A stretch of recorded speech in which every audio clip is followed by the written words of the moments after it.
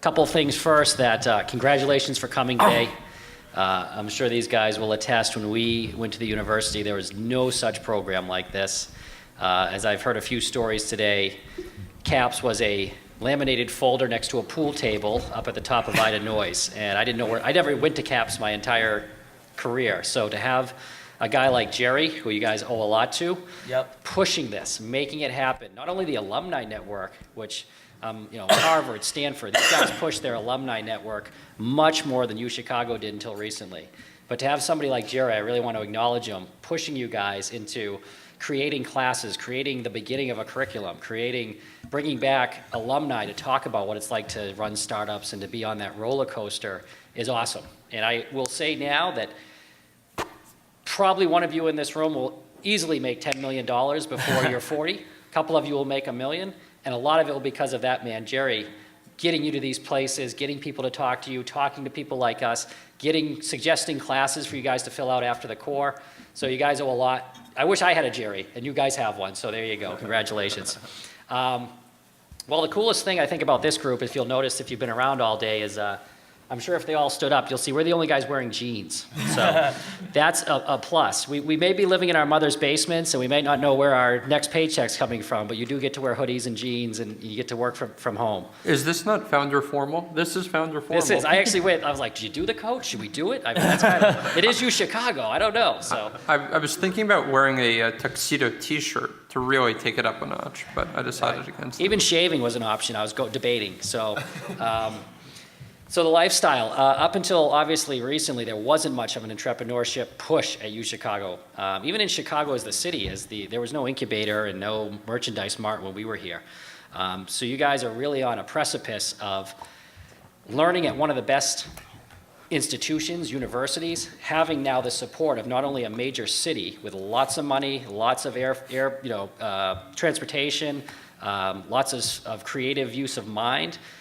And it's never been easier for you guys. And I know it's kind of easy to say from this side of the podium when you're just trying to figure out what East Asian Civ class you're going to take to finish your requirement next week.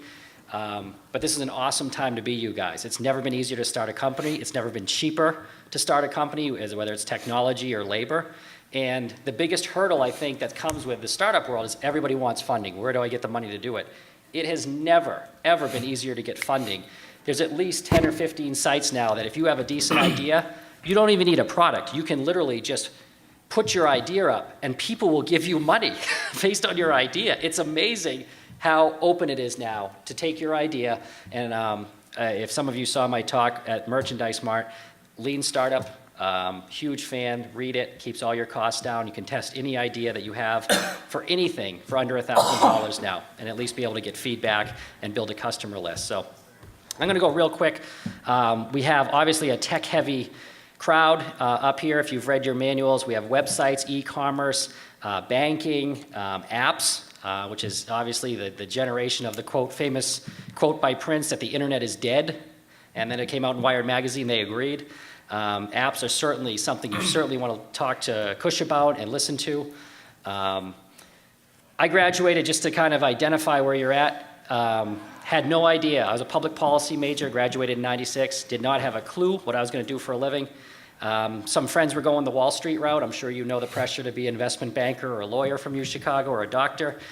I had other friends going in the Peace Corps. I had other guys that were going to go backpack around Europe, the classic stuff. So at one point I decided I wanted to take a year and do something that involved computers, sports, and living in the Caribbean. Those were the three things I wanted to do for a year, just because I just was out of college. I wasn't ready to start that 20-year brutal path climbing the company ladder. So after I graduated, I took a 2-week Novell networking class. And you guys are probably too young to know what that was, but it's the way to put computers together in a network. And had nothing to do with my major of public policy. I then got my little certificate that said I was a beginning network guy. 2 weeks before graduation, I paid my own way down to Antigua, a little island, and interviewed with offshore sports books. So these were people that took bets over the telephone from the US, and this is back in the 90s. And basically, my interview, I showed up in a suit. They were in their flip-flops on the beach with a margarita, saying, yeah, we need computer guys, sure, I'll give you a job. So literally, left UChicago, never knew what CAPS was, had scared out of my mind. Like, I literally came up to graduation. I didn't know where, like, was I supposed to interview? Wasn't someone supposed to come tell me what to do? So if you're in that boat, don't worry about it. Took a job as a assistant network administrator for an offshore sports book. Worked there for about a year, and then internet gaming became big as an internet, like casinos and online betting. I got some capital together from internships I had had at UChicago, like at Merrill Lynch and stuff, some of the people I had met. Started my own offshore sports book and casino, again, back in the 90s when it was very much a gray area as opposed to now. Did really well, ended up selling that about 7, 8 years later. Kind of retired at 30, but then I got married and had 3 kids, and my wife was going to stay home, and I couldn't anymore, so had a brief foray into the fitness area. I was passionate about yoga and cycling, so I kind of did an off-the-cuff startup. I did a DVD infomercial doing yoga and cycling together in a workout, like a 1-hour workout called SciYo. DVDs are still available. Fast forward, I became interested in trend analytics. With all the data being, it's a very big buzzword right now in the world. I was interested to see if we could apply an economics equation of supply and demand to search volume. So kind of like Google Trends shows you the demand, I was interested in the supply line, seeing what was becoming popular, but didn't have a lot of search results. So I was kind of looking for arbitrage, new ideas, new products, new anything that were taking off in excitement, but didn't have a lot of product to back it up or a lot of search results. With that model, you can create digital products, you can create real products, you can sell that information to companies. So that was the marketing side. It did pretty well. What we found out, and the most asked question we got is, well, if you're monitoring, we were doing up to about 55 million sources, parsing out English words, looking for trends. Can you do it on the stock market if you got early buzz about a stock or something like that? I have no idea. We never tried. So we immediately applied it to the Forex market, which is currency trading, dollar, yen, because the symbols, it only had 8 symbols in the whole market, whereas the stock market symbols are not real words, which created a problem for us. Long story short, it took off the first year. We put our predictive model on the Forex market, had like a 73% hit rate the first year as far as correct calls on currency movement, which in that industry, anything over 54% is unheard of. So immediately it went gangbusters. We then applied the model to stocks. We then are also in the binary options field, which is basically betting which way a currency or a stock is going to move in the next 60 seconds or 5 minutes. And the way I compare it is, if the Forex market is like a big casino, the binary market is like the slot machines. Literally, people want action. They want a result on their bet every 60 seconds. It's a worldwide market, and it's really taken off. And I'm, again, happy to be here.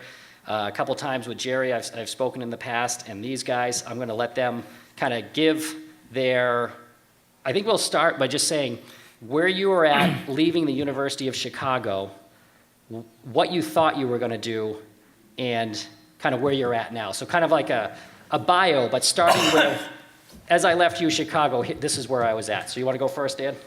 Yeah, so I left UChicago with a BA in HIPS and a master's in CIR.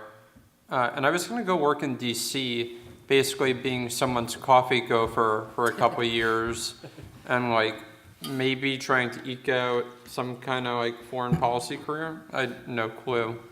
And then I remember I was on the train between New York and DC, and I was going home to buy the first iPhone. So this was now 7 years ago. And I read this article in Wired, like pre-Kindle, pre-e-reader. I was actually reading Wired magazine about this guy named Mike Arrington, who was out of his house writing a blog called TechCrunch. Do people know what TechCrunch is? Like the tech blog? Yep. And I was like, who the fuck is this guy? And First F-bomb, there we go, we're on it. The entrepreneurship panel. The Entrepreneur Group, everybody. F-bombs and jeans. And then I emailed Mike. I was just like editor at TechCrunch. I was like, yo, I'm a smart guy. I can write. I won the writing award at UChicago. I'm like, I work hard. And he actually called me from that cold email. He was like, fuck DC, come out to SF, write about software. So like 4 weeks later, I'd moved to Palo Alto. I was living in my aunt's second bedroom in Oakland, and I was working out of this guy's house, writing about software and like breaking news about we broke the YouTube, got bought by Google story. We broke lots of stories. And I was really just a software journalist for 2 years. And then what you kind of come to realize if you're a journalist is you write about cool shit, but you don't actually do cool shit. And I wasn't down with that. So then I started at Booth. I applied, got into business school. I was working between Booth and MIT. Went to Booth, did my first year there. Don't go to business school. Whatever you do, business school sucks. All grad school basically sucks, and we can talk a lot about why you should never do grad school, except that but the people at business school really didn't understand. But they were all engaged in this fallacy that working for the man is not being the man, right? They all wanted to work at McKinsey, and going to work at McKinsey means you're making the partners rich. You're not working to make yourself rich. So I dropped out of business school. I interned for Microsoft, where I met one of the best friends of the guy on the panel here. Small world. Small world. And I told them to go to hell. And then instead of going back to Booth, I moved to Silicon Valley and I started a company actually in the gift card space. And I worked on that for about 3 years, and I got very interested in the future of financial services because, though most of you don't know this, gift cards are actually a financial product issued by banks, like bonds. And so we worked for 3 years on this digital gift card company, and we sold it last May. And in the second year of working on this gift card company, I realized that I'm very interested in investing, and I don't want to go be some other investor's gopher. I couldn't give two shits about what other people think. I only really give a shit about what I think. So I actually raised my own investment fund. I met a lawyer and I learned out how to start your own fund, and I called people I knew, and like you did, I just raised the money. So now I have my own investment fund. And after I sold Giftway, that was my last company, I took precisely 3 days off, and I started my next company, which is called Standard Treasury, and we make software for banks. We can talk all about it if you want. And we did something called Y Combinator, which some of you might be familiar with. And then we raised way too much money for basically no reason from actually very sophisticated investors.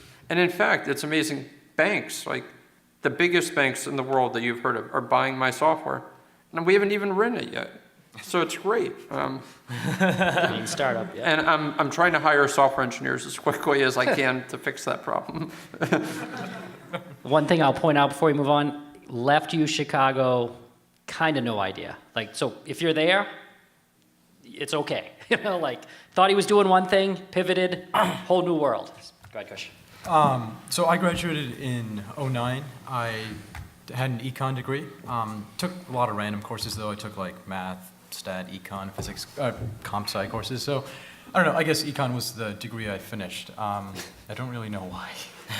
Probably should have gotten a CS degree. But I don't know. So I'd interned the summer before at a hedge fund. I just kind of lucked into the role, and then for some reason, they thought I was hireable one day. So I went there after graduating school. It helped that Lehman had crashed 6 months before, so good, I have a job. I know where I'm going. So that was in Bombay doing hedge fund stuff. So that was kind of crazy. It's a great life. I recommend it. I did that for 2 years. Basically, you have a few $100 million or something, and you're 22, and you get to talk to CEOs and chairmen who have to suck up to you because you have a lot of money. That's why being an investor is a great business. That was great. I decided I had had enough of Bombay. Bombay was, it's a great city, but growing up in the Western world, you grow used to certain things running water everywhere and rule of law and whatever. And I don't know, you miss these things when you're in Bombay.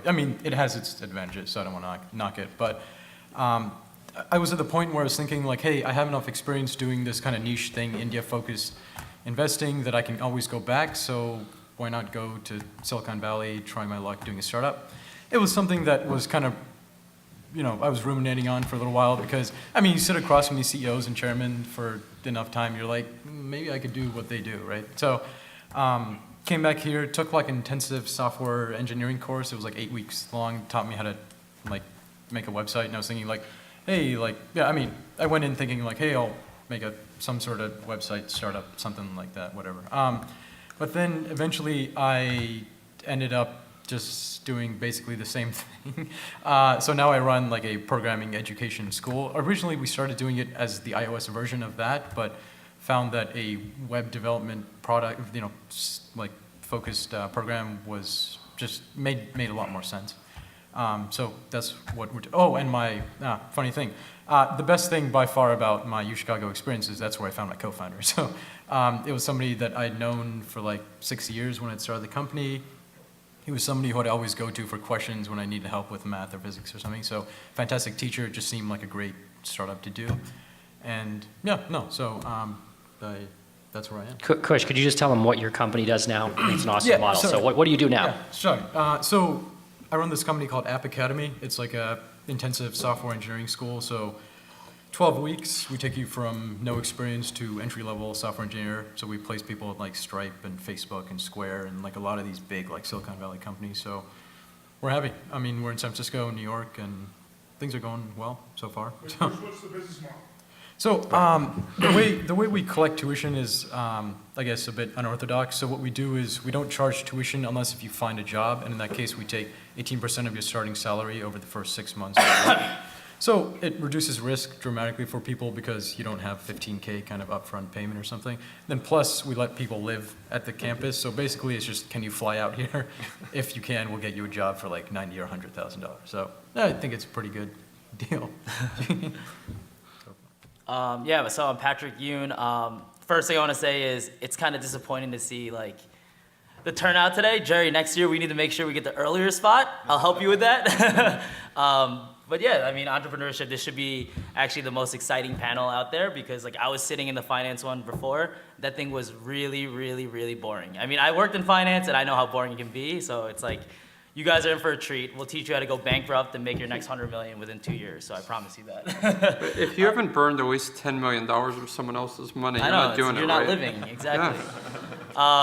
Yeah. So I have a very standard route. I graduated with Dan actually, and I was doing the whole econ route. I was a brother at Psi Upsilon, and a lot of the older alumni were in banking, trading, finance, and obviously when I was there was no entrepreneurship program. That's why I think like what you guys have with Jerry is amazing. Like Kurt said, you guys need to utilize him to the fullest because he will hook you guys up. And Jerry, you should take a percentage of their future earnings.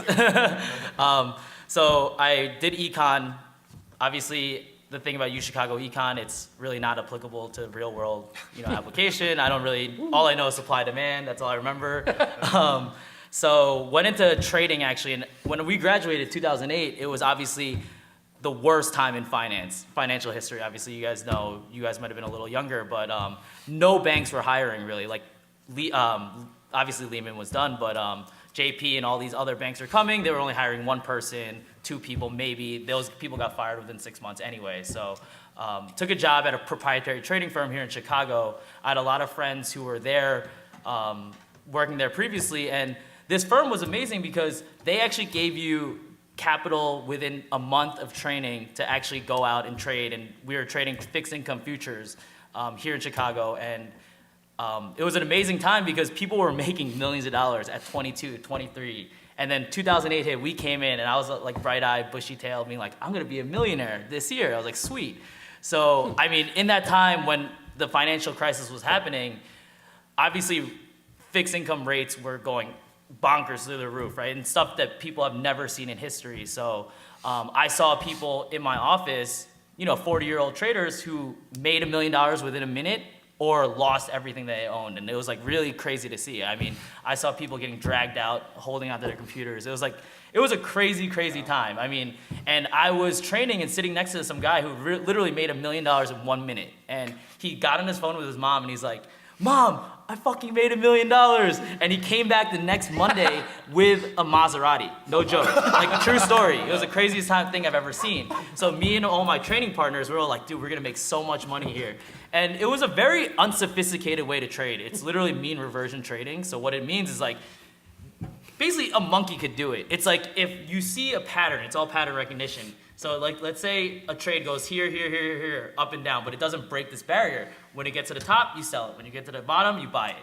And that's all it was. But then obviously when the financial crisis was happening, things were going through the roof. So like people didn't know what to do. So people were putting on trades, getting blown out, and it was really scary time. So did that for 2 years, made a lot of money my first year. Second year, blew out myself and ended up getting fired. And it was like the greatest decision they ever did for me because I was like super sad and trading is one of the things where it's totally mental. And I was bonkers crazy. Like I was getting angry, trying to I would break keyboards on a daily basis. I was getting blackout drunk every day, like coming into the office, just like not in a good mental state. I'm telling you, this is what traders do. It's a really wild time. It's like if you saw Wolf of Wall Street, it's very much like that. People go crazy. So didn't appreciate any of that. Ended up needing to be more conservative in my lifestyle. So I had friends in investment banking here in Chicago at BMO Capital Markets. Interviewed, got a job in an analyst program. Obviously, I was 2 years out already, so I was a little older. Did that for a year and realized, oh my God, I hate my life. This is even worse than trading because you're working 80 to 100 hours a week. You're getting bitched at nonstop. And you know what you're doing in investment banking? You're doing PowerPoint and Excel. That's it. If I had to interview anyone in investment banking, I would tell you to interviews at 3 a.m., come to my office. I would show you a spreadsheet or a deck and be like, tell me what's wrong with this deck. Oh, that font's off? Yeah, you missed it, you're fired. Like that's literally what it's about. Like knowing font sizes, colors. Is this aligned properly? I'm not gonna lie, that's what I did for a year. And they paid me $150,000 to do that. And it was really brutal.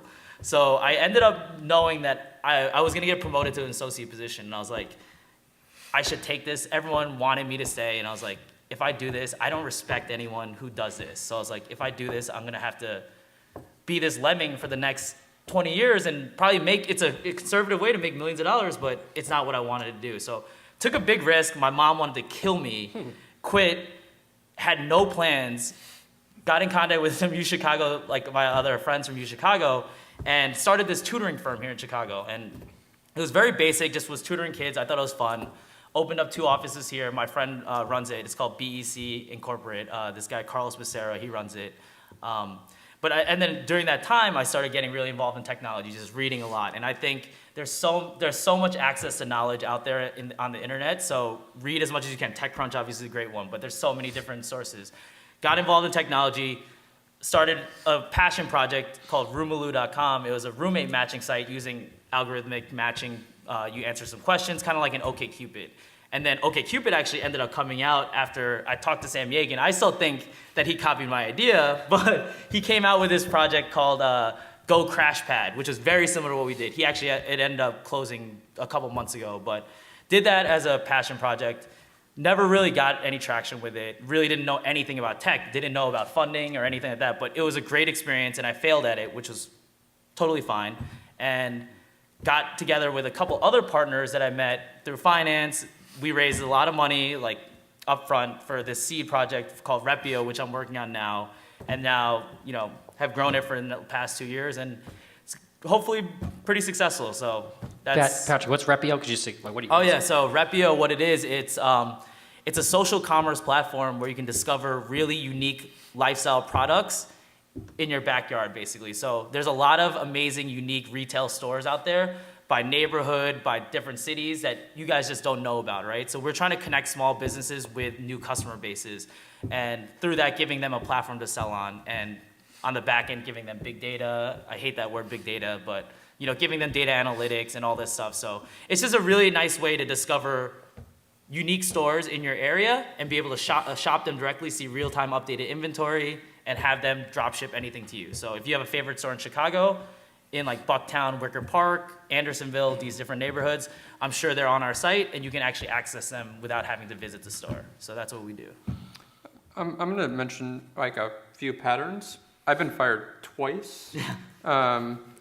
there are a lot of alcoholics who are like, like I was a at lot- the bar earlier. Right, a lot of entrepreneurs, in fact, if you look at it, Best panel ever. like, I like to consider myself a bourbon enthusiast, not an alcoholic.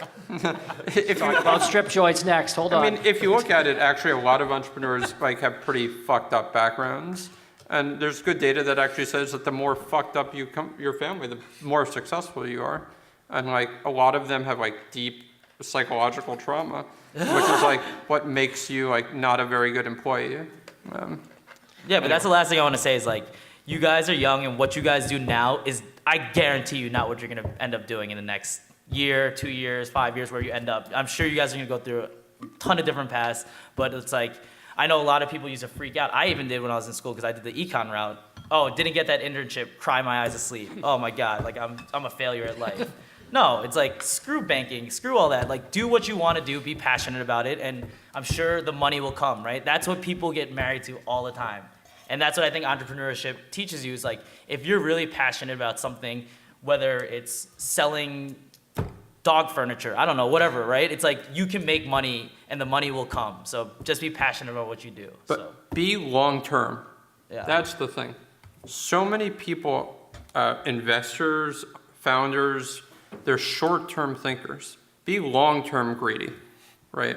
Like, do what's right for your customer, do what's right for your investor, and in general, things will work out. But they're so worried, like, especially Wall Street. Wall Street has this problem that's so focused on this quarter, like, are we gonna make our earnings? Like, ultimately what matters is, like, do you create value for yourself, your customers, your investors? Are you maximizing free cash, right? This is something I especially see in Silicon Valley. So many people are short-term focused. Yeah, I think like a big reason why startups don't like often succeed is people just don't stick with them long enough. I mean, you gain a huge amount of experience, you just do it long enough. I mean, if you're a smart person, I don't know. Yeah, Kurt, sorry. Last but not least, yeah, Sure. So I graduated in 2000. My name is Jeff Fisher. Like Kurt, I had a public policy degree. During the summer after my second year, I did an internship on Capitol Hill. I worked for a New York City congresswoman, and I pretty clearly figured out that I was not going to work in government like I thought I had up to that point. And so I interviewed over my spring break of senior year in the Valley and in San Francisco. It was the absolute best time of the dot-com boom, and it was crazy. And I had about 3 interviews, and I got 2 offers out of it, and I took one of them. And so July 1st of 2000, I got in my Mercury Tracer, and I got on 80 West and literally drove from Chicago graduation to San Francisco. And I worked at a company called People PC, which, their model, it was back in the day when internet access was like $24.95 a month or $29.95 a month for AOL. And so their kind of hook was that they would basically lease you the computer and throw in the internet access for free. And so you were committed for $24.95 a month for 3 years, but you got the computer. And again, it was at a time when computers were a lot more expensive. And so I showed up, and I was the associate web producer of the member site.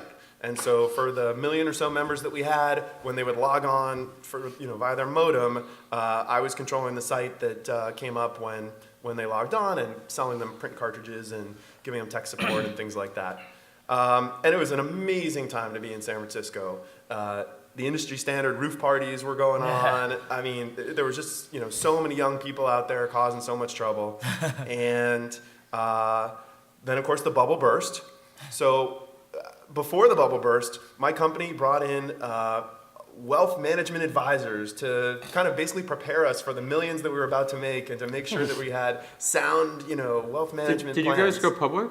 Well, we were one of the last ones to get out. Okay. And we had these, when they gave me my offer, it was 45 grand and 10,000 shares, or 10,000 options, or 40 grand and 25,000 options. So of course I took the lower salary and the more options. And But they, of course, didn't tell you the strike price up front, did they? No. No. And of course, how I lived in San Francisco on 40 grand, I don't know, because I had a lot of fun and did a lot of crazy stuff, and somehow I did it. You learn. Yeah, but so that was that, and we were one of the last startups to get out. and they priced us at like 25 and then repriced it Could you to just 20. explain what you mean by get out? To IPO. To IPO. And, you know, come on, this was after, I had friends that worked on the pets.com website. man. I had friends that worked on these iconic failures of .comdom, including boats.com, Oh, yeah. on which they'd spent over $4 million and it never even launched. Like they never Only even, 4 million? well, maybe Oh. even more. Yeah. But so I had all these friends doing all this stuff. Anyway, so the IPO happens. We're supposed to go out at 25. It's repriced down to 20. And I'm just like, all right, this is the day. It's all set, you know. And it opened at 20 and it closed at 19 and change. And it went down from there. And long story short, I survived the first round of layoffs. And the first round of layoffs was crazy. I was employee 171. We were now up to 350 people. You know, new people were kind of moving into the cube next to you every day. It was great. But then first round of layoffs, and man, people got like scared, but in a good way. Like they got to work. They hunkered down. Enough of this, you know, BS. Let's get busy. Then the second round of layoffs happened, and people were just burnt out and freaked out. And so I survived those first two rounds, but I didn't survive the third round of layoffs. And at that point, the company was just shrinking and shriveling. And I had very luckily interviewed up at Microsoft in Seattle a couple weeks before the third round of layoffs, and had a really great time up there. And so it's mid-August of 2001, and I decided to go back to New York City, where I'm from, and just hang out and chill out a little bit and wait to hear, hopefully, from Microsoft. And I was at my mom's apartment in Queens on September 11th, and Microsoft had a hiring freeze, like, because they just were like, now we don't know what's going on. So I sweated out the month of September, and on October 1st, I got a call, and they said, hey, we lifted the freeze, and we want you. How soon can you get here? And I hopped on a JetBlue flight from JFK to Oakland and raced up and packed up my stuff, moved up to Seattle. And so I actually worked there for 9 years, and I had a better experience, I think, than Dan did there, and did the big company thing more than anybody up on this table. And it was a blast, and I took advantage of it for what it offered and learned a ton. And I was telling some of the people at my lunch table about the things that you learn about management and about structure and about working with teams, and it just was great. And not all big companies are going to give you that in the way that Microsoft did for me, but it was great for me. And so I worked there for over 9 years at the MSN division. I ran some of the entertainment properties, including the movies.msn.com site. And then for the last 5 years, I had the best job maybe I'll ever have, I don't know. But I was running the sports sites in the US. And so the foxsports.com on MSN site, and then we did the NBC Olympics websites for Beijing and Vancouver. Oh, wow. And Beijing was the first Olympics that NBC had the right to put every minute of competition online. And they had the rights, but they didn't have the technical infrastructure or the audience to watch it. And so I got to lead the team that helped them build that. And it was the hardest I've ever worked, the most fulfilling project I've worked on. And I actually have a fun little piece of hardware on my shelf. We won an Emmy for the project, so I have a little Emmy statue on my shelf Nice, now. nice. No. But anyway, I took Microsoft for what it was going to give me, and after 9 years, I was burnt out, burnt to a crisp. I kind of know what you're talking about in terms of I was just cranky at the office. I Yeah. was kind of mean to people and Blackout drunk. No. Just Not them. a bourbon tasting now and then. Never before noon. Never. So I pulled the ripcord, did not know what I was going to do next, and decided to travel. And so for about 4 to 6 months, I traveled and just totally chilled out. And then got to the point where I am now, where my co-founder had this idea for this website, and basically it is Groupon meets Kayak meets whatever you want to call it for health and wellness services. And it's basically you type in your zip code and you say, I want an eye exam, I want a teeth cleaning, I want a massage, I want a yoga class. And we show you a list of providers near you and how much it costs. We have called it dealwell.com. We opened it in Dallas just about 1.5 years ago, and we're working on our first round of outside investment. So I took a very long and circuitous route to get here, but I feel like the things that I learned on that path have really helped me and have enabled me to do things very differently than I would have if I was just kind of starting at it. But it's not like any one lesson is right. I Yeah. mean, take your path and do what's right for you. And I have a couple other kind of thoughts, but I wanted to ask Kurt if you wanted to talk about the Shark Tank show and some of that. a little Sure, bit. yeah. Well, I think what we'll do is, notice one thing too that Jeff pointed out was 8 years at Microsoft, and he's an entrepreneur. So it's not this, Yep. I could never go work for the man ever because that's against my beliefs. Like, he did 8 years, not a couple months either. So you can learn on someone else's dime and then start your own company. But I thought in true lean startup fashion, we'll, instead of sitting up here like a bunch of Facebook Buddhas giving out like one sentence advice of what you should and shouldn't do, as lean startup would say, I'd like to see if anybody has questions. We have mics. Why don't you tell us what you want to hear about us instead of us just sitting up here giving you Yeah. 3 sentences of advice that randomly more goes drinking nowhere. stories that Yeah, that probably just aren't that randomly fun goes here. nowhere. So, any direction, e-commerce, apps. Somebody yell something out. We'll take it like that. Maybe we'll do more of business that. Someone ideas? throw out a subject. That'd be So, awesome. You're an I undergrad. love hearing business ideas. You're Let's second do and it. third year. You don't even know what you're going to fill out your major with. Maybe some of you just finished the core. Again, no idea what you're even going to do for your gym class requirement, and here we are talking about starting your own company. So, But we will promise lots of F-bombs and, and good war stories, though. I program a lot, but I feel like I should probably know how to advertise my product as well. How do you guys go about doing that? I actually think it's a very interesting question around, I think the thing most people, especially U Chicago, don't understand is that being an entrepreneur is really being a salesperson, and you're constantly selling. I was telling Kush that like basically 40% of my day is selling customers. 40% of my day is selling employees. Well, this guy was at my talk in San Francisco. And then like push-ups, the you're other late. 20% is being chief cook and bottle washer. So it's basically like all sales. Now for us, I sell directly to my customers, like over the phone and via email. So we don't actually advertise. But I think the general question of customer acquisition or distribution of product is a very valuable one.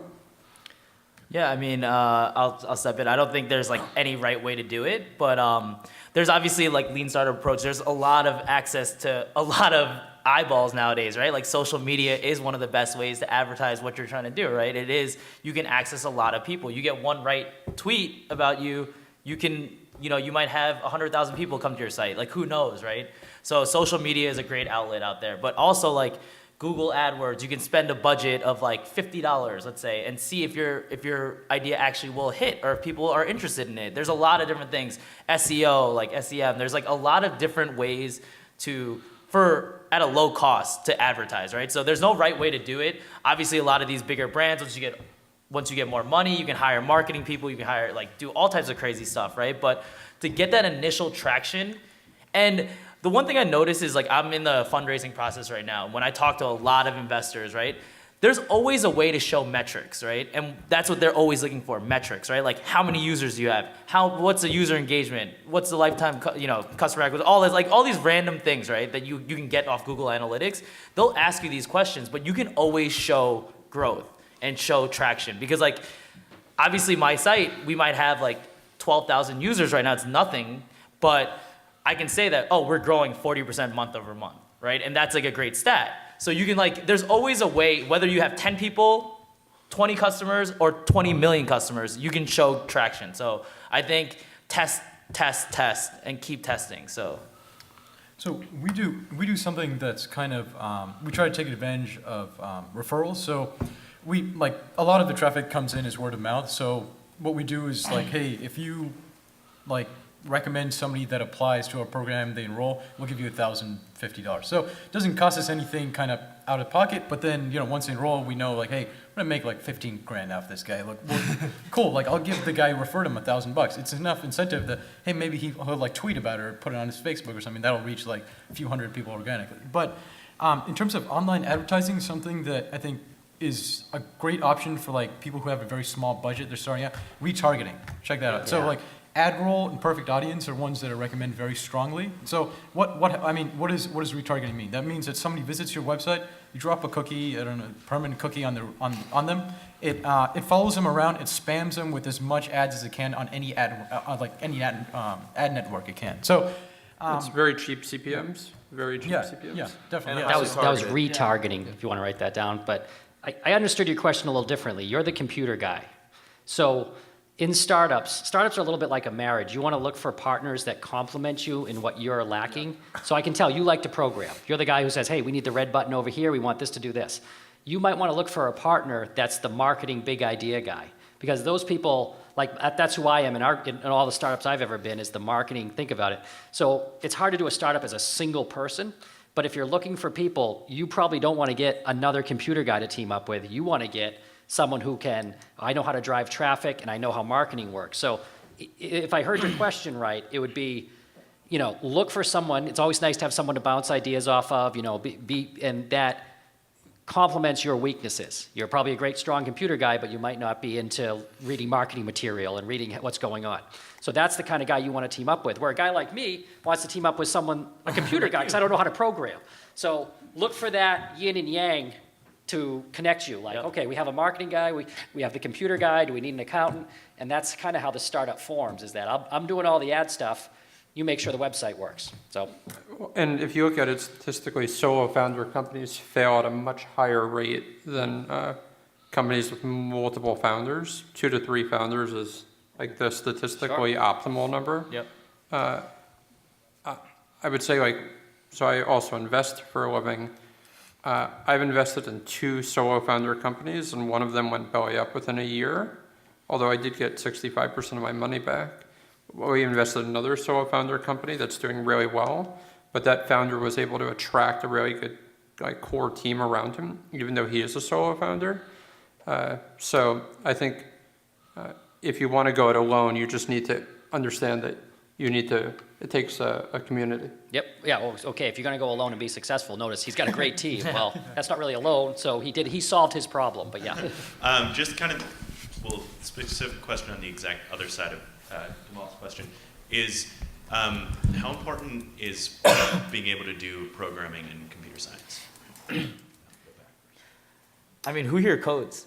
I was going to say, yeah. Does anybody you? One. Okay. Depends what your startup is too. But I guess it's never been cheaper to get help around the world that can do that. So do you need to know how to program? Absolutely not. I couldn't write a line of code. And it's awfully cheap. Other countries' programmers who are working maybe as a second job. That opens up other problems, though. Obviously, your code's out there, someone else wrote it, etc. But you can team up with someone right here. You sound like the perfect match, It's good to trust somebody right there that says, I need a programmer. And he probably needs a marketing guy that has a vision. So that would be my 2 cents. So I guess I would say it really depends on your startup.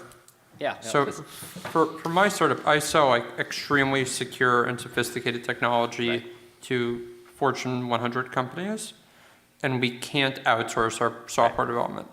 So that's what, and although I can't write code and I sell the software, I have 6 employees now. I'm the only one who can't code. We'll probably go to 20 this year, and I imagine that everyone else will write software.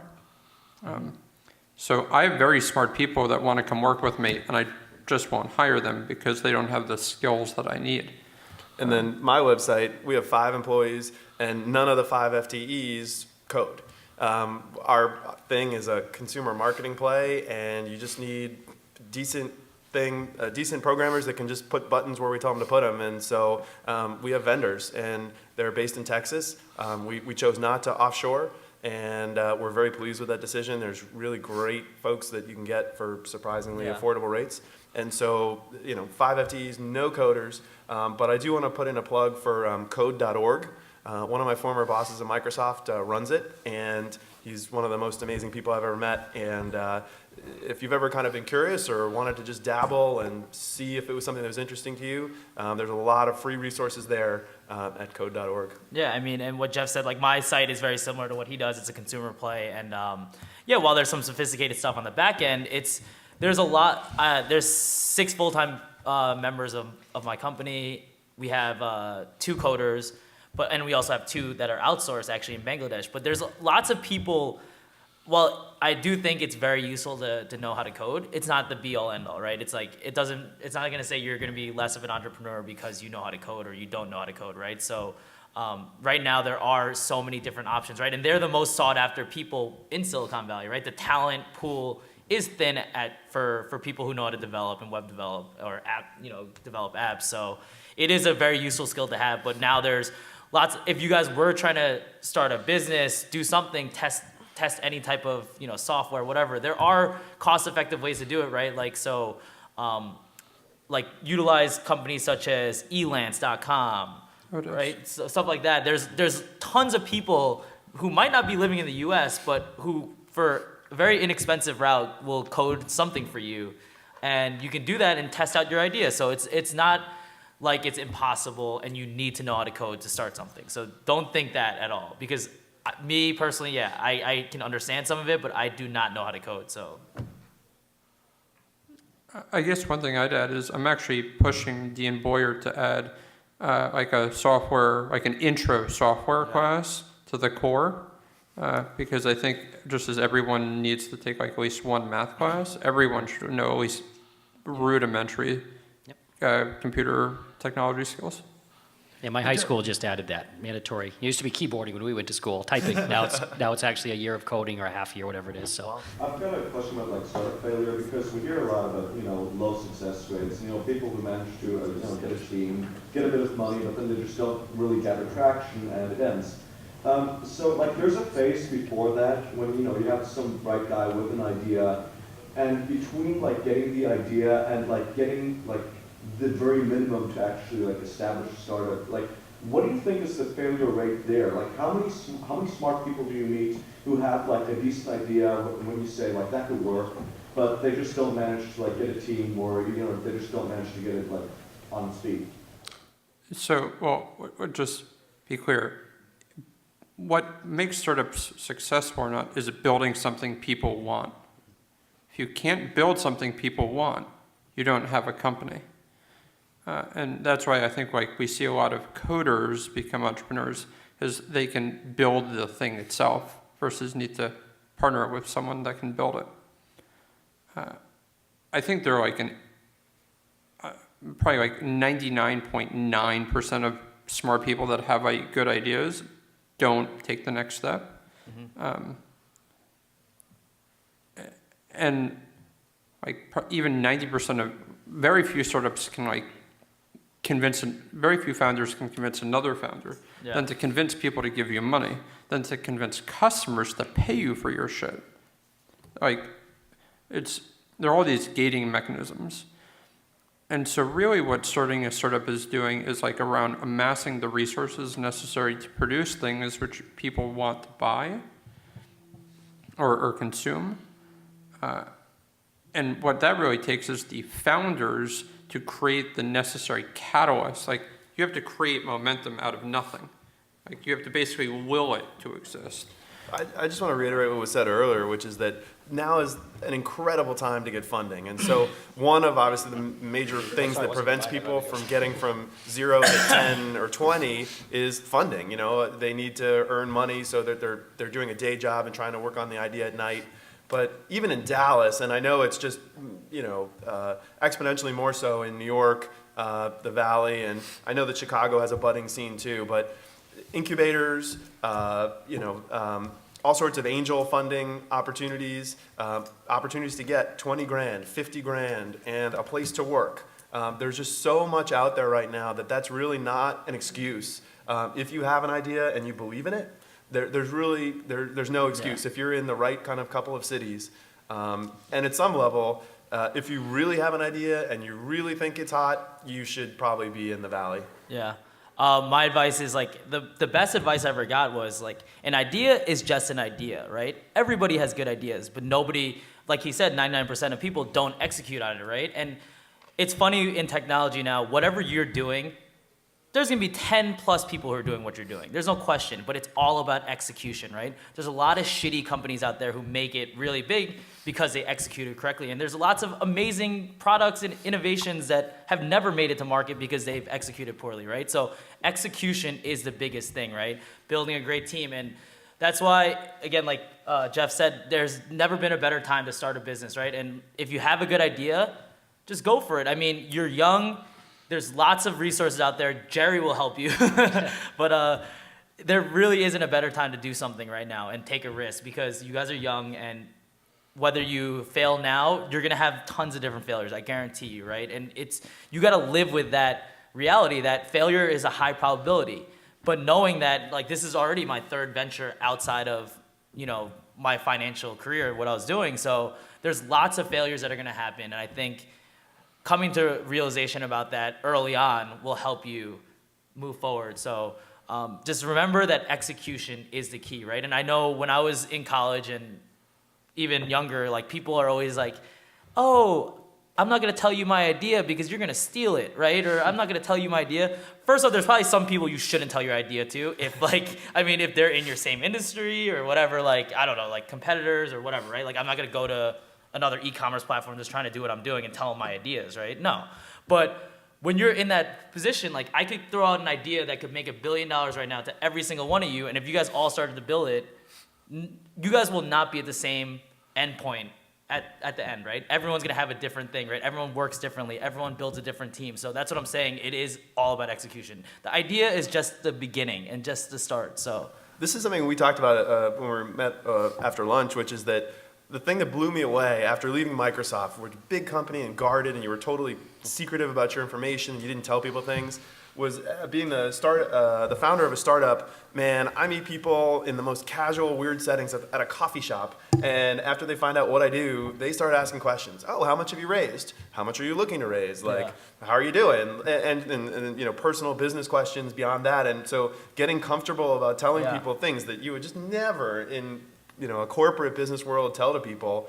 And you have to be a judge of who's this person and what are they going to do for me. But I've absolutely met people who have opened doors to some pretty serious funding sources, and just folks who had good ideas that were able to bounce things off of. So that's one thing that took a lot of getting used to for me, was kind of telling people some of you obviously can't give away all of it, but you have to tell people some pretty interesting stuff. So Jeff, let me ask you, should these guys be watching Shark Tank? Is that something they should do? Well, yeah, no, we were talking about this before. I mean, you have to watch it. But what I wanted to talk about was kind of what's real about it and what's kind of BS. yeah. Sure. I don't know. That's something that obviously you can watch. I'm sure if you're in this room, you've probably at least seen one episode, Shark Tank, with the investors or entrepreneurs pitch to, like, Mark Cuban. Obviously, a couple of the guys have gotten famous, and they either give them the old thumbs up or thumbs down type thing. I'm going to let Jeff lead this part. What's real, if you've seen Shark Tank, and what's baloney? Well, walking in with really confident with your pitch that you've worked on forever and ever, and being cut off in the first 30 seconds, not being allowed to finish, and just meeting people that have come into the room with their own experiences and their own very strong points of view, and then you're either able to convince them and bring them over the hump, or you're not. I would say that it's okay. You shouldn't expect to convince every potential investor that your thing is great. But one thing I do want to say is that listen to what the audience is telling you. And if you hear the same objection 3 or 4 or 5 times in a row, even if you're confident that objection, you totally have ways to overcome it, then it's probably a problem with your presentation. You need to kind of get out in front of that objection and say, one of the things that we have dealt with is a similarity to a Groupon and Living Social model. And about a year ago, that was a terrible thing. So a year ago, the pitch was, yeah, we're kind of in the daily deal space, but we're not at all like Groupon or Living Social. Well, now that bubble has burst and turned right back around, and so I don't have to do that in the pitch, but it's important to listen to what your audience says. Another thing that I know that's kind of fake about it, I know one of the companies, I don't know if you guys saw the one, it was the sushi guys from Austin. Yeah. So on the show, they took the deal, and they were all excited, and they left. But I found out through one of the guys who was helping us raise money that they ended up not signing the deal, because just the popularity from being on the show got them more attractive offers. Yeah. And in their case, they didn't need the marketing expertise that the guys could offer ongoing. Literally just being on the show was good enough. And so they ended up not signing the deal, but yet that show got them to some pretty good I actually place. heard because of how much traction you get from just being on there, right? Even if every investor turns you down, apparently, like, you're gonna get eyeballs, like millions of people who are gonna hit your site. or whatever you're doing, right? And check out your product. And I heard now like ABC actually takes a small percentage of your business because for putting you on, which is like obviously pretty cool for them. But yeah, I mean, there's never been a better time. Again, I always say that there's never been a better time right now to really try something. And Shark Tank isn't the best way. I mean, that's an option to go, but obviously there's the incubator route, the accelerator routes, the Y Combinator. But just even learning the language and learning Yeah. the speak and learning the Yeah. drill, I think there's a lot to learn from that. And listening to what the venture capitalists say to them after their pitch. Just like, what are they looking for? Like when Cuban, or I forget their name, says like, well, this is a valuation of this. And what's your, like, it just gets you in the lingo. You're just like, oh, that's how it kind of goes to pitch someone. So let's get to questions too. I don't have too much time left. Go ahead. Go ahead. I saw that hand first. Go ahead. Oh, yeah. As someone who doesn't have any ideas and likes to do coding, but has no idea how like businesses or any of that kind of stuff works, let's say you want to make an app or a website that doesn't necessarily sell anything. How does the money come from that? Well, first, to answer your question, if that's you, I'd like strongly recommend doing something like Y Combinator, because in general, so I certainly have a Valley bias. I think if you're going to work as a technology entrepreneur, you should work in Silicon Valley. It is like the best place in the world to be a software entrepreneur. Things like Y Combinator make it easy for you to get up and going and kind of can educate you on these things. In general, you can either monetize your customers directly or indirectly. So, I mean, Facebook doesn't charge its customers, but advertisers want to be in front of them. Same thing with a lot of media sites, right? And there are like relatively standard ways in which you can put advertising on your site, sell advertising. But for things like that, it's all about how many eyeballs you have. And that's really tough. That's Yeah. a tough model to get critical mass for eyeballs to get Yeah. advertisers, because you have to get traffic, which costs money one way or the other. Yeah. So that's biting off a lot. If you're not going to sell anything and try to build like a content network or something, it's all about eyeballs. And like, really, where are they coming from? How are you ranking in Google? Are you paying for and then there's your expenses, and you're making no money in the beginning. So it's a tough model. Yeah. I would actually disagree with you. Go ahead. It's not this. It's no tougher than any other startup. It's just different, right? And so, startups are hard, very hard, extremely hard. But it's not to say that it can't or won't work, whatever it is that you want to do. And in fact, often it's people who are most ridiculed that are most successful. Let's just good example. Facebook. Right? Friendster was the very first social network and died. And then everyone thought that MySpace was the social network. And Mark Zuckerberg pitched, I don't know, like 50 venture capital funds, and they all turned them down. And he basically said, fuck you to all of them. So I would just say that it's not to say that it's not possible, just like everything else, it's improbable. Yeah, but there's like tons of sites out there who have made it and made it big, but without monetizing at all, right? Like obviously everyone has always asked you the standard business school lingo, like, oh, how do you monetize? Oh, like X, Y, and Z, how are you monetizing off your users? But I'm like Kurt said, once you hit that critical mass, which is really hard to do, right? Yeah. You need those eyeballs, those users there, but you can do it at an inexpensive rate too. Like again, social media is available to you, right? If you have a really great content site, like a blog or something like that, but you're getting that social virality, like we say in the industries, like you need people to share it, to really be able to think what you're doing is awesome, and they'll share it for you. Hopefully that's the type of route you're trying to go, right? And that, I mean, while you can pay for traffic and all that stuff, if you really have good content and a good idea, you should be able to access eyeballs, right? At least in the initial traction stage, to be able to see if this is actually something you want to pursue further, you know? So I wouldn't say you need a lot of money to do it, or like you shouldn't do it. Obviously, if you have a passion for it, go balls to the walls and try it out. So I mean, if you can provide value to people, there's going to Yeah. be a way to make money on it. You may Exactly. not figure it out initially. I mean, a lot of the times you figure out how to monetize while running the business. You will just learn an incredible amount as you run the business, as you like build the site, interact with customers, etc. it may be something that takes time, but I don't think there's ever been a case where it's like I have 100 million users. It is impossible for me to make money. Yeah. There's a great saying that the best battle plans never survive first contact with the enemy, which is to say, like, the best business plan never survives first contact with real customers or people that want to use your site or your service.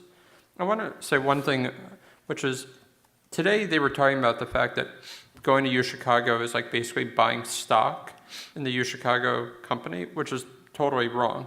What it is it's actually like buying insurance, like against all kinds of career fuck-ups. No, it's true, right? Like, you go to an elite university, and like if you start startups and they totally go sideways, you can always lean on your friends Exactly. to help you get a gig, right? You're never going to be unemployable. You can always go to grad school, right? But by not trying to do something big, you basically deny the possibility that you could.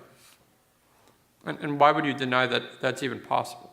And I think that's the greatest thing, right, that you guys all have. You guys are young, and if there's a possibility that you guys can be very successful, why not take that opportunity now, right? If you fail, whatever, like You have your 30s and 40s to work a boring ass job. exactly, right? live But- that nice white picket fence life and with a dog and 2 kids. That's great. You can do that down the road. But if you are really passionate about something and want to go after it, there's never been a better time again, like I say. And I mean, I quit banking, but I still have so many people who are in that room, on the panel at that financial services, who are close friends of mine, who, if I ever needed to, if I was in a bad place or this thing failed horribly, that I know I can lean on to get a job again, like Dan was saying. So don't think it's a be-all, end-all. Well, and I think there's a way that, at least in college, I didn't perceive that people give other people jobs. And if you have a good network, you're never going to be like unemployable. You'll always have your friends, and they can hook you up, right? People give other people jobs. Companies don't give people jobs, right? And having a great network is probably the most valuable thing you have. It's who you know. That's who you know. Yeah, and that's why you're here today too. Like, that's why these events didn't exist when we were here. You're networking now. You're meeting people. You're shaking hands. You might not get a job today, but if you go up to 10, 20 alumni over the next year, you got 2 years left, maybe some of you have 1. It's so true.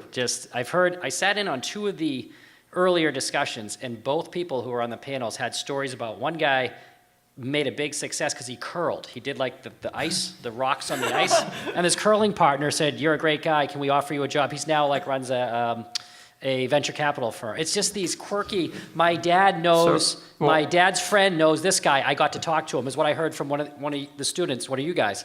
It's those are the. I heard it all day today. Is I played squash with, or I bought a car at the same time this guy. We're in the DMV line, and it's, you have a great degree, and he's right. You can fall back on it, but it's a lot of networking, and that's why congratulations for coming today on a Saturday and getting dressed up, and you got your free lunch. But like, do this. We didn't probably do this. You should do this. Every alumni thing Jerry puts up, just go. Yeah. Just make yourself go. I saw Mara was like rolling her eyes at the word networking.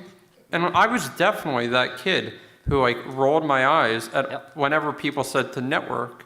Yep. Like Tim and Because we're all entrepreneurs. And- We didn't want to do the usual. right, like people.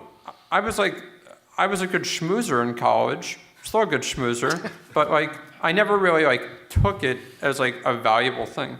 But it really density of relationships and quality of relationships are like a primary driver of personal success. All right, so show of hands in the audience. Who's on LinkedIn in the audience?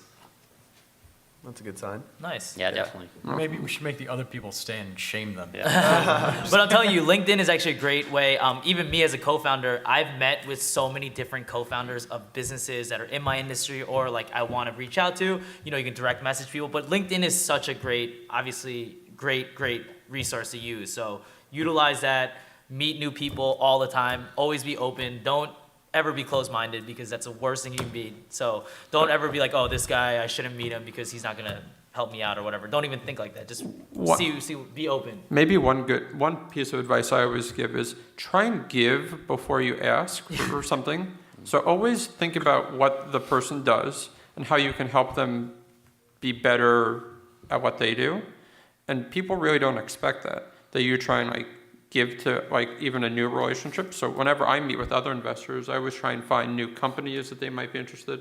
When I try and sell customers, I know more about their business than they do, because it's always all about trying to like build a relationship quickly on mutual trust. Maybe this could be a question at the end, but, so Steve can ask a question. But I was just gonna say, looking back at U Chicago and your life during college, was there any particular thing that you wish that you had done, or any particular thing that you did that was like, yeah, you guys have to go do that? So, I mean, for me, so I went to a prep school, so I don't know, I guess I was like, the first year here, I was just like drinking like 5-6 days a week, but still like getting good Did you know grades. Patrick? I mean, listen, I had a 4.0 first year, also drinking like heavily, so it was good. It was a good time.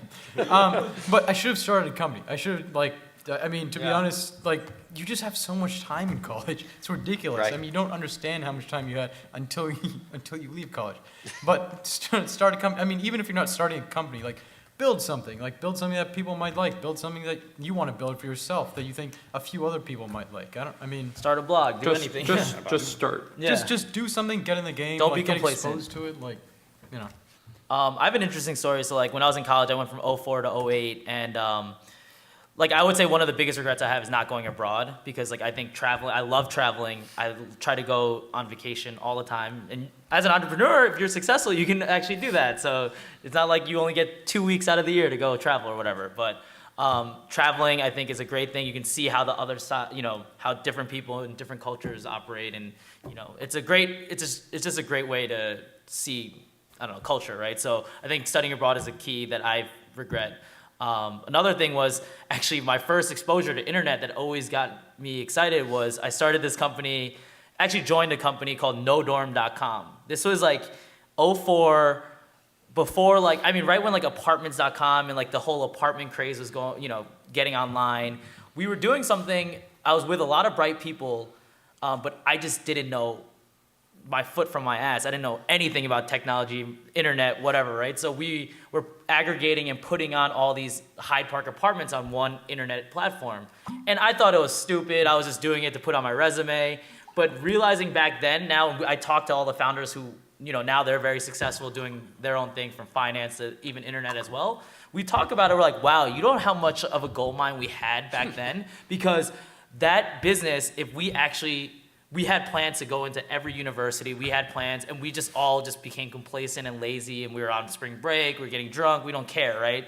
And then we came back, and like it was working in Hyde Park. We were having, conferences. We had all the apartment companies in Chicago on board, putting a listing on our site, and we just let it die. And I think that was one of my biggest regrets, because looking back now, that was a gold mine. Whether we monetized or not, I think that was something that we could have grown to be very successful. But I was a first year, right? I didn't know anything. I wanted to get drunk every day. That's all I cared about. That's so funny. So mine was foodforthought.com, and my buddy and I were in Hyde Park, and there just wasn't enough delivery. It was like Domino's, and that was it. And so we went around to all the restaurants in Hyde Park, and we scanned their menus, and we put them online.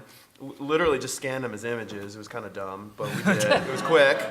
MVP. And, It was a minimally viable product. Yeah, exactly. And man, so then we went up to Northwestern, to Evanston, and we found some places up there, and we got their menus, and we scanned them, and absolutely kicked myself for not taking that further. Exactly. That was one summer. That was one summer that we came here and did that between second and third Do you know year. how much Grubhub and Seamless Web are worth?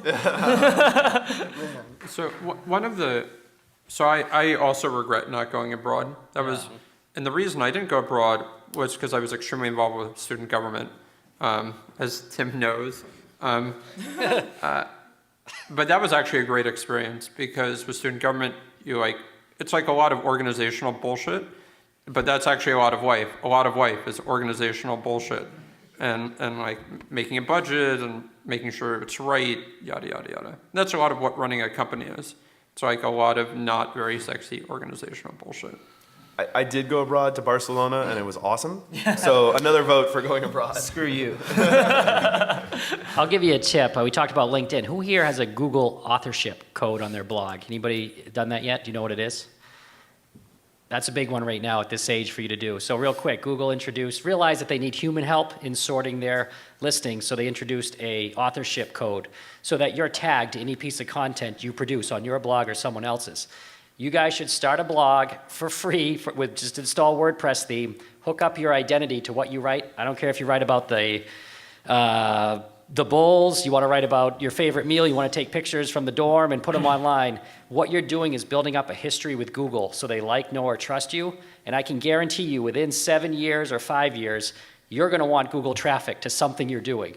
And if Google like, knows, and trusts you over the next couple years, they give you a high author ranking for your blog and anything you produce. It's totally free. They just want to tag you. They want you to take ownership of what you create because of all these, what do you call it? Structured web. Yeah, well, it's all these sites that create like e-zine articles that Google hates. They want your face and name on it. But what they're going to do is rank you basically like a website, like a PR, and in 5 years, you're going to remember this talk, and you're going to be an author that they like, know, or trust. You have a 5-year history of being good quality.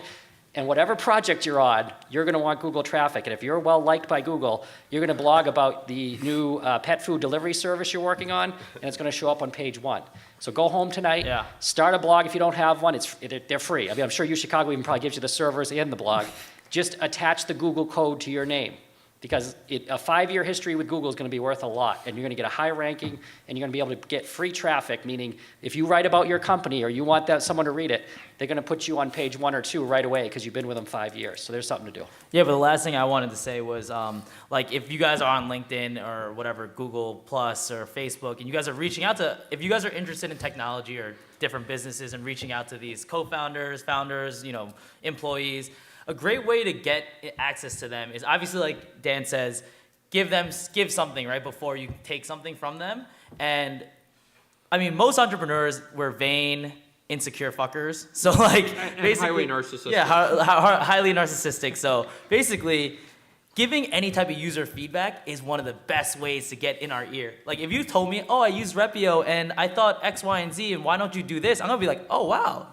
Great, I'll respond to you. If you're just like, hey man, I go to UChicago, let's talk, I'm interested in joining your company, I'm like, fuck off. Like you get those all the time, right? But if you're actually giving me user feedback, and one of the, I went to a talk, David Chen, he graduated from UChicago, he went through Y Combinator, he is the king of user feedback. And he grew his whole business off user feedback by literally talking to every single person that's ever gone to his site, ever used his product. And you don't understand how good that feels that somebody's actually using your product. And also, if I respond to you, you're probably going to be happy that I responded, and it could open a lot of doors for more user acquisition, right? So there's lots of different things. And by the way, I want to say congrats to Dan, because Y Combinator, I don't know if you guys know, look it up. It is the most baller incubator in the world. It's harder to get into Y Combinator than any school in the world. So like, it's ridiculously hard. Airbnb, all the billion-dollar businesses have gone through there. If you come out of there, you're probably gonna be very, very successful. So, Y Combinator, look it up. I appreciate that. I guess one thing I would say is,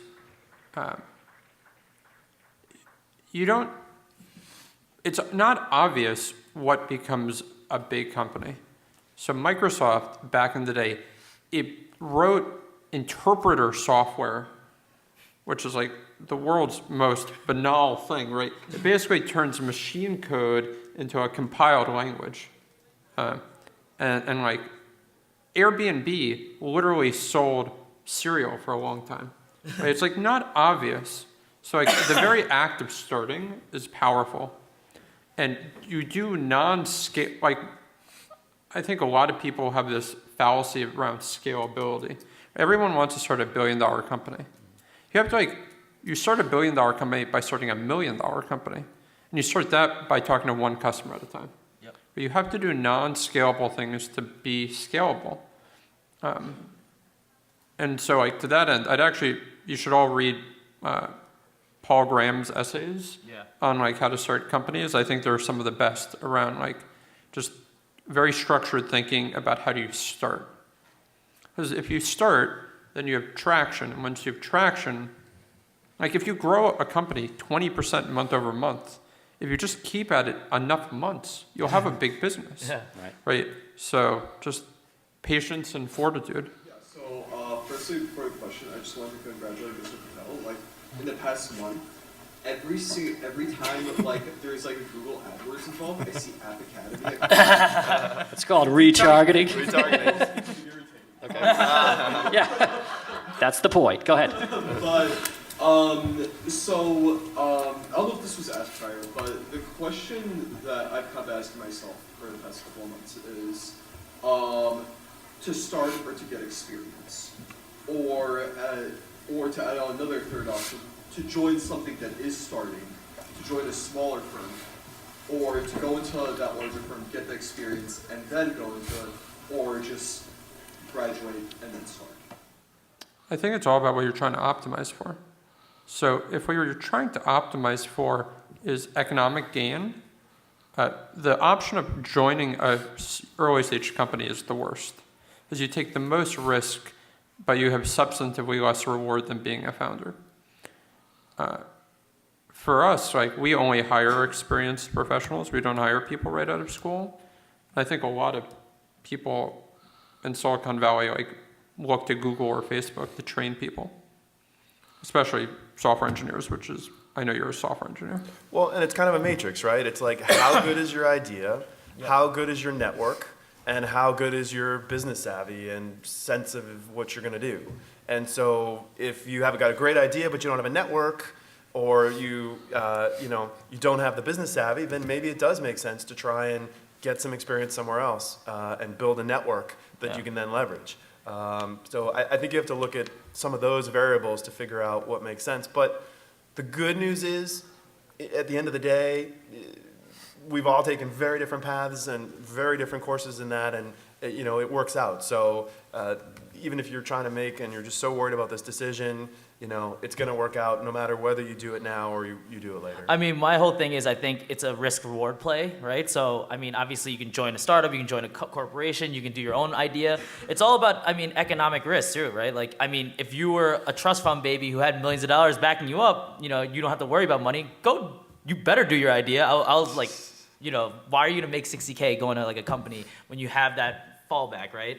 I'm saying it's all risk-reward, right? For me, like, I worked first, saved some money, and now I can afford to take a risk, right? So it's not like a lot of students coming out of college, you can't take that risk, right? Because you need to make money or you don't have your parents backing you. So it's all risk-reward, right? There's no right answer. So there's no right answer. My 10-second response would be, I never have a problem telling someone to go learn on someone else's dime. I would tell my own kids that. So if it's an issue where you need to pay back some school and no capital to start, there's no shame in going to work for someone and working on your idea at night, weekends. Learn maybe the niche you're in. Go try to find a job in something you think you want to do, and learn about the industry while someone's paying you. Kind of get the feel for how it works. So you're not betraying your entrepreneurial spirit by going to work 8 years at Microsoft. You're not like, I sold out. So, it depends on your economic, obviously, situation too. Yeah. Just from a tactical perspective, though, make sure your IP assignment agreement is good, right? Like, you can run into, working night and weekends on your own business can run into some IP assignment questions. So Quora can help you with this. That's a great one. Quora, Quora.com. You absolutely should be there reading it and just seeing what's there. Free resource, and people who are just brilliant, very successful folks that will answer just about any question that gets put out there intelligently. Yeah. So that's a huge resource. Anything you want is on Quora. I'm telling you, you can spend days on there. Like, I just go from article to article to article because people, like, all the way from Peter Thiel to like the highest names in entrepreneurship. Anything, basically any industry. If you were selling, again, pet food, or I don't know why I Right, bring and that so up. we found out how our competitors make money. Like, how do they sign up providers? How did they get traction? You can go in and type in, how did company X get traction? And it will tell you, how did Groupon get started? And you can go read about it. So it's an absolute great resource. Why do you think college would be important for someone who's thinking about Sure. That's a very hot question right now. Very good question. I think we're actually in a college bubble. I don't think it creates a lot of value for most people who do it, especially relative to its cost. I'd say most of the value in college is in the insurance effect, which I described earlier, as a kind of fallback against if you really fuck something up. I also think that there's a lot of social value. And also because we live in a society that doesn't create other transitional space from childhood to adulthood, it serves some sort of social benefit there. Yeah, I don't know. I mean, this is kind of, you know, a plug for my own business, but we've had many people go in to like 18, 19.